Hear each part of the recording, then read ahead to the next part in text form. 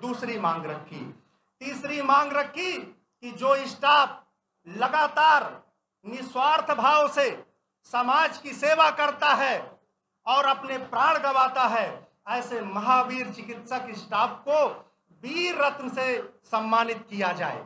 हमने भारत सरकार को इन सारी चीजों से अवगत कराया और भारत सरकार से आप लोगों के माध्यम से जितनी भी राजनीतिक पार्टियां हैं जो सत्ता में है, विपक्ष में है, उनको आज मैं आगाह करता हूं कि यह विषय हमारे देश की उस संप्रभुता से जुड़ा हुआ है जिसका एक बहुत बड़ा अंग हमारे डॉक्टर्स हैं। हमारे डॉक्टरों की संख्या 10 लाख से एबव है हमारे भारत में। तो अगर डॉक्टरों को यह सम्मान मिलेगा तो हमारा भारत विश्व में फिर विश्व गुरु कहलाएगा और भारत ऐसा पहला राष्ट्र होगा जो चिकित्सक रत्न देगा, चिकित्सक महावीर रत्न देगा, चिकित्सक वीर रत्न देगा। इसीलिए आज हमने ये प्रेस वार्ता बुलाई है और आप लोगों के माध्यम से मैं अपनी भारत सरकार तक अपनी बात पहुंचाना चाहता हूं। हमने पत्राचार तो कर दिया है, लेकिन आप सभी पत्रकार बंधु हमारे देश के चतुर्थ स्तंभ हैं, तो हम आपसे आशा करते हैं कि आप लोग भी निस्वार्थ भाव से डॉक्टरों के हित के लिए आप लोग भी मेरी आवाज बने। हमारा मीडिया हमेशा सत्य के लिए आवाज बनता रहा है। आज राष्ट्रीय उत्तर भारतीय समाज पार्टी ने इस आवाज को उठाया है। हर विषयों पे बड़े बड़े आवाज उठते हैं। आज मैं पूरे भारत में देखना चाहता हूं कि मेरी आवाज कहां तक जाती है। ये आवाज दबनी नहीं चाहिए। इसीलिए अगर ये हमारी मांग पूरी नहीं होती है तो राष्ट्रीय उत्तर भारतीय समाज पार्टी अपने डॉक्टरों के सम्मान के लिए 1 तारीख से सत्याग्रह में बैठेगी। 1 अक्टूबर से सत्याग्रह में बैठेंगे और हमारे देश को असहयोग आंदोलन, बहुत सारे आंदोलन के जनक माने जाने वाले राष्ट्रपिता महात्मा गांधी के दिन भी हम सत्याग्रह करेंगे और राष्ट्र को यह संदेश देना चाहते हैं कि जब तक हमारे सभी डॉक्टरों को चिकित्सा रत्न से सम्मानित नहीं किया जाएगा, चिकित्सा वीर रत्न से सम्मानित नहीं किया जाएगा, चिकित्सा महावीर रत्न से सम्मानित नहीं किया जाएगा, राष्ट्रीय उत्तर भारतीय समाज पार्टी चुप बैठने वाली नहीं है। हम इस विषय को पूरे भारत में, पूरे विश्व मानस पटल में उठाएंगे। बहुत सारे लोगों को सम्मान मिल रहा है, आप देखेंगे लगातार लोगों को सम्मान मिल रहा है, लेकिन डॉक्टरों को पर्टिकुलर सम्मान कहाँ मिल रहा है। आप देखिए, आज आप हमारा जो ट्रैफिक है, हमारा जो प्रबंधन है, वो चाहता है कि हमारे डॉक्टरों को चिकित्सा भारत रत्न, चिकित्सा महावीर रत्न, चिकित्सा वीर रत्न जल्द से जल्द दिया जाए।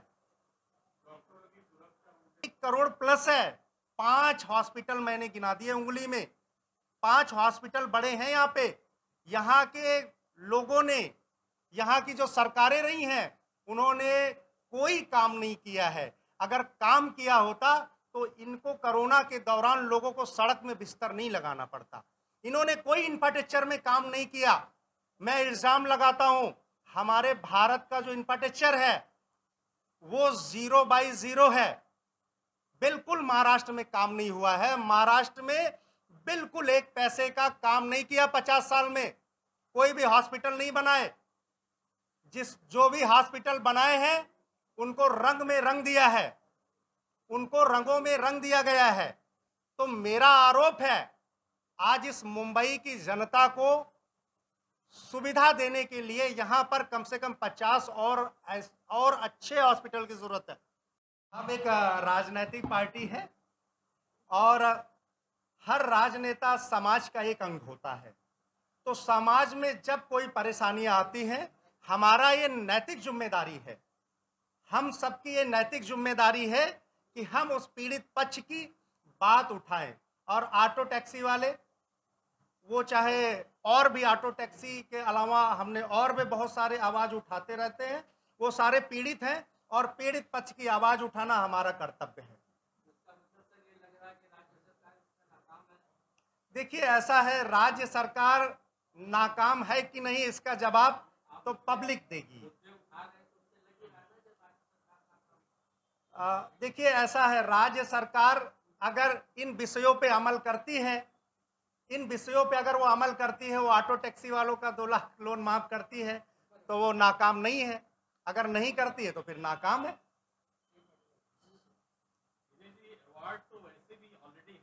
जी, हाँ हाँ। देखिए, मैं आपको एक बताना चाहता हूँ, एक बहुत बड़ा विषय है। हमारे कितने डॉक्टरों को पद्मश्री और पद्म विभूषण मिले हैं। हमने बात किया कि योद्धा, हमने अपने डॉक्टर को कोरोना योद्धा बोला। जब हम योद्धा बोलते हैं, ब्रेवनेस बोलते हैं, तो कहीं ना कहीं फाइट से उसका संबंध होता है। इसीलिए हमने मांग किया कि एक पर्टिकुलर, जिस प्रकार से खेल रत्न दिए जाते हैं, जिस प्रकार से खेल रत्न दिए जाते हैं, उसी प्रकार से पर्टिकुलर अगर डॉक्टरों को हम चिकित्सा भारत रत्न देंगे, चिकित्सा महावीर रत्न देंगे, चिकित्सा वीर रत्न देंगे, बहुत सारे डॉक्टर लाभान्वित होंगे और उनको भी ये लगेगा कि हमारे सच्चे परिश्रम का आज हमारी देश की सरकार ने एक बहुत बड़ा सम्मान दे दिया है। तो प्रश्न चिन्ह उठता है कि हमें एक ऐसे व्यक्ति को, देखिए मैं आपको बोलना चाहता हूं कि डॉक्टर्स को हम परम पिता, माता पिता के जैसे उनको सम्मान करते हैं, भगवान का दर्जा देते हैं। तो क्या भगवान की पूजा मिक्सअप करके होनी चाहिए? मिक्सअप करके नहीं होनी चाहिए। भगवान की पूजा, ईश्वर अल्लाह की पूजा, उसमें शिद्दत के साथ होना चाहिए। तो अगर हमारे देश के डॉक्टर्स को ये पर्टिकुलर सम्मान मिलेंगे तो विश्व पटल में भारत की एक बहुत बड़ी संदेश भारत देगा सारे समाज को।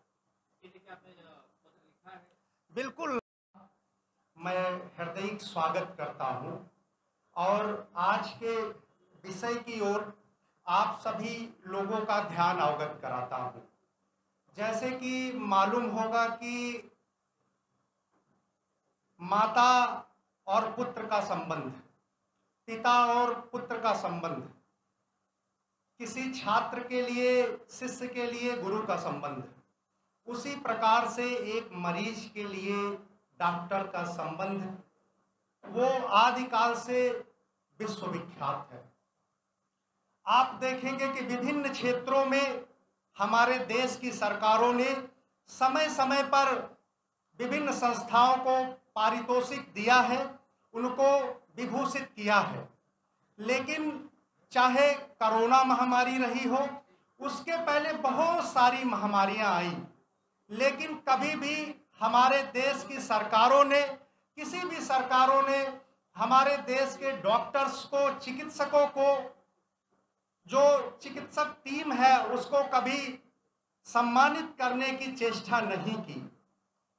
मैं बताना चाहूँगा कि किसी का निधन हो जाए और उसको 1 करोड़ रुपए दे दिया जाए, क्या यह उसका सम्मान करना होता है?